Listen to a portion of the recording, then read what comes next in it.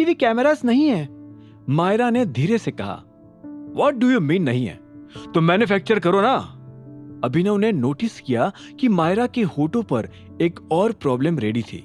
Sir, funds नहीं है ना, हमें तुरंत ही लोन के लिए अप्लाई कर देना चाहिए, क्योंकि अगर ये क्लाइंट भी हाथ से गया तो कंपनी भी जाएगी। मायरा के मन में जो सच दबा था वो उसने हिचकिचाते हुए कह डाला। रिपोर्ट्स को देखने के बाद अभिनव को भी कंपनी की ये बुरी हालत पता हो गई थी, लेकिन लोन का नाम सुनते ही उसे काफी अजीब लगा। लोन के लिए क्यों अप्लाई करना है? मैं हैंडल कर लूंगा। अभिनव की ये बात सुनते ही मायरा का चेहरा पीला पड़ गया। उसे ये बात हजम नहीं हुई कि ये नया मैनेजर इतने सारे पैसे कहां से ले आएगा।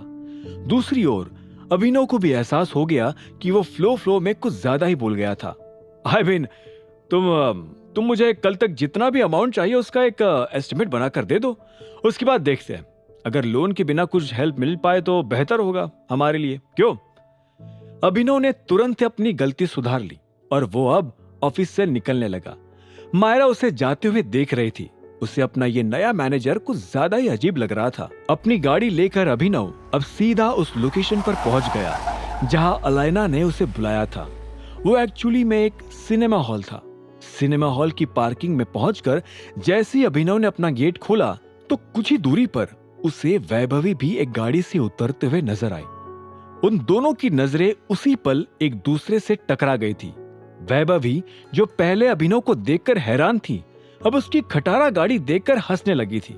अभिनव को पता था वो क्यों हंस रही थी, इसलिए वो उसे इग्नोर करते हुए सिनेमा हॉल की एंट्रेंस के पास पहुंच गया था। उसे महसूस हो गया था कि वैभवी उसके पीछे पीछे आ रही थी और वो अकेली भी नहीं थी। क्या बात है, लोग आजकल सिनेमा हॉल में भी बाहर से खाना ऑर्डर करने लगे हैं क्या?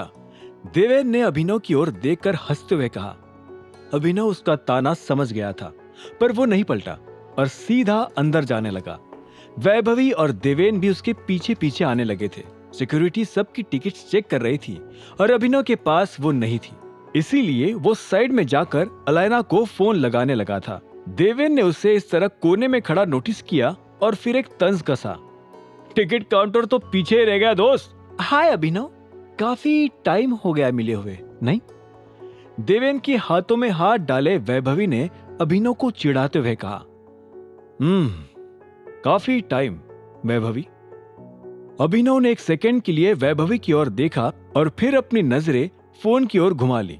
अलाइना फोन नहीं उठा रही थी, इसलिए अभिनव अब उसे मैसेज कर रहा था। वैसे तुम्हारी लाइफ कैसी चल रही है अनन्या सिंह के साथ शादी करके? वैभवी ने फिर से सवाल किया। अच्छी होगी डार्लिंग, देवेन ने बीच में कहा। फिलहाल अनन्या ही तो इसे पाल रही है, हैं? ये सूट भी उसी ने गिफ्ट किया होगा। क्यों? बस इस बेचारे को आज टिकट खरीदने की पॉकेट मनी देना भूल गई। अभिनव ने देवेन की आंखों में देखकर गहरी आवाज से कहा, यह सूट मैंने अपने पैसों से खरीदा है, ठीक है? खरीद लिया होगा देवेन, अकरम सर के यहाँ जॉब करता है वो। I mean, करता था, अब तो निकाल दिया इसको नौकरी से। वैभवी ने ताना मारा। अभिनव ये सुनकर एक पल के लिए हैरान हो गया। उसे समझ नहीं आ रहा था कि आखिर सभी लोगों को उसकी नौकरी छूट जाने के बारे में इतनी जल्दी कैसे पता लग रहा था। इसी वक्त उसे अलाइना का मैसेज आ गया। ट्रैफिक में फंसे होने की वजह से उसे अभी आने में थोड़ा वक्त लगने वाला था। चलो डार्लिंग, हमारे शो का टाइम हो गया है, देवेन ने घड़ी देखते हुए कहा। हाँ, पर हमारे टिकट्स? वैभवी ने पूछा। उसकी जरूरत नहीं है, पूरा हॉल बुक कर लिया है मैंने। हम दोनों के अलावा कोई नहीं होगा शो में। देवेन ने मुस्कुराते हुए वैभवी की ओर देखकर कहा, फिर अपनी नजरें उठाकर अभिनव को देखा। सुन भाई अभिनव, इस वाले शो की तो फुल बुकिंग मैंने कर ली है, तो अच्छा होगा कि तू घर ही चला जा। पूछा किसी ने? हाँ, एक बात याद रख देवेन, आज जो ये लड़की मेरे साथ कर रही है ना, कल तेरे साथ भी करेगी। इस पर पैसा बर्बाद करना बंद कर दे।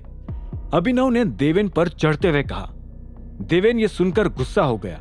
वो आस्तीन चढ़ाकर अभिनव की कॉलर पकड़ने ही वाला था कि अचानक सूट पहना हुआ एक आदमी उनके पास आ गया। एक्सक्यूज मी, आप लोगों को लड़ाई करनी है तो प्लीज बाहर जाकर करिए, सिनेमा हॉल का माहौल मत बिगाड़िए।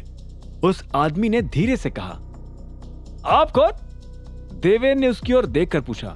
मैं सिनेमा हॉल का मालिक लोकेश खन्ना हूं। उस आदमी ने एक फीकी सी मुस्कान के साथ अपना इंट्रोडक्शन दिया।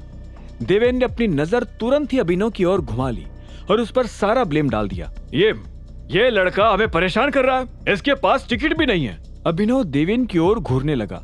उसे परेशान करना उन दोनों ने शुरू करा था, लेकिन अब बात वही पलटा रहा था। सर, टिकट नहीं है तो प्लीज बाहर जाइए, लोकेश ने कड़ी आवाज में अभिनव से कहा, जिससे अभिनव का खून खौल उठा था। आगे की कहानी जानने के लिए देखें अगला एपिसोड सिर्फ पॉकेट एफएम के यूट्यूब चैनल पर, और द रिटर्न ऑफ टाइगर के सारे एपिसोड्स को सुनने के लिए डिस्क्रिप्शन में दी लिंक से डाउनलोड करें पॉकेट एफएम ऐप।